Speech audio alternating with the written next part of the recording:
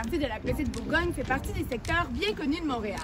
Il est bien connu pour son historique, sa diversité et ses façades colorées. Mais le quartier est surtout connu pour sa grande contribution à l'histoire du jazz. Ici, des artistes légendaires ont vu le jour. Des musiciens noirs ont su se démarquer.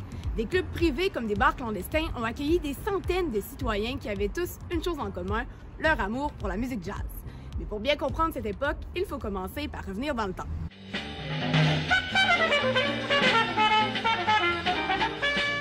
Début du 20e siècle. Tout commence à la gare Windsor, au centre-ville de Montréal. C'est vraiment par là que passaient la majorité des artistes de jazz qui faisaient majoritairement de la tournée. Donc, ils arrivaient à Montréal, puis souvent, ils cherchaient un endroit pour passer la nuit.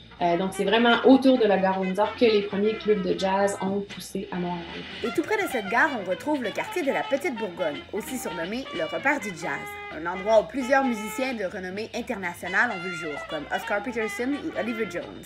Le milieu puis la fin des années 20, on commence à avoir une scène très vive du jazz à Montréal. Donc, on voit de plus en plus de spectacles qui vont venir premièrement des États-Unis, puis on va avoir éventuellement des groupes montréalais comme Myron Sutton, les Canadian Ambassadors of Rhythm, par exemple, qui vont... C'est le premier groupe de jazz noir du Canada qui va, dans le fond, être formé à Montréal, puis qui va, dans le fond, lancer la première génération de musiciens et de spectacles québécois de jazz. À partir de cet instant, plusieurs clubs de jazz et bars clandestins comme le Café Saint-Michel et le Rocket Paradise voient le jour. Entre 1919 et 1933, il y a eu la prohibition. Donc, en Amérique du Nord, on empêchait la vente d'alcool dans les lieux publics. Puis Montréal a été l'une des seules grandes villes en Amérique du Nord à résister, dans le fond, à la prohibition. Ce qui a fait en sorte que beaucoup de touristes de partout au Canada et aux États-Unis qui l'étaient venaient à Montréal pour profiter des spectacles et de l'alcool dans un même lieu. Lors de ces soirées, chanteurs, danseuses et musiciens se rassemblent en grand nombre. C'était très festif, c'était très dynamique aussi, dans la mesure que chaque club présentait le même spectacle 3 fois dans la même soirée. Des spectacles qui duraient environ 1 heure et quart, quelque chose comme ça. Donc, les publics allaient voir un spectacle dans un club. Puis pendant la pause, entre les deux différents spectacles, ils changeaient de club, ils allaient voir un autre spectacle, donc le deuxième spectacle dans un deuxième club. Puis à la pause, ils allaient voir un troisième spectacle dans un troisième club. Puis parfois, après ça, il y avait des jam sessions qu'on appelle, qui étaient organisées, qui pouvaient durer jusqu'aux petites heures du matin. Donc il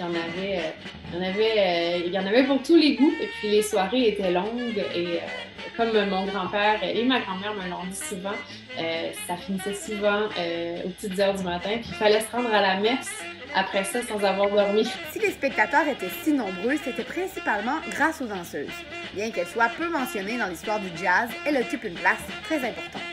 Donc, on mettait une annonce dans un journal pour présenter un spectacle qui allait être monté dans un de ces clubs-là. C'était pas le nom de l'artiste qui était mis de l'avant, du musicien qui était mis de l'avant, c'était prioritairement le nom de la danseuse ou le type de numéro qu'elle allait faire ou une illustration, dans le fond, d'un corps de femme souvent presque nu, très exotisé. Au-delà de la musique, le jazz a joué un rôle très important.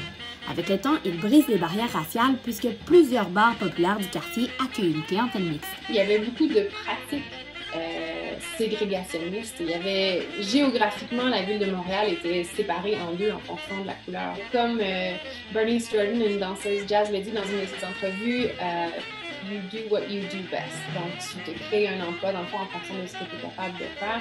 Donc, c'est sûr que dans ce contexte-là, d'emploi très précaire, très mal rémunéré, pas créatif du tout, le jazz offre une opportunité de, dans le fond, se développer professionnellement dans un milieu qui est lucratif, qui est créatif, puis dans lequel les personnes vont être valorisées pour ce qu'elles sont capables de faire, plutôt que jugées d'emblée à cause de la couleur de la peau. Au final, le quartier de la Petite Bourgogne est loin d'être ordinaire. On y retrouve même, au contraire, une histoire assez particulière. Une histoire où les musiciens noirs ont su se faire une place. Une histoire où, malgré un contexte politique difficile, on avait tout de même des soirées festives grâce au jazz notamment. Et encore aujourd'hui, on peut se rappeler cette époque grâce aux différents monuments présents dans le secteur qui nous rappellent pourquoi on surnommait la Petite Bourgogne le foyer du jazz montréalais.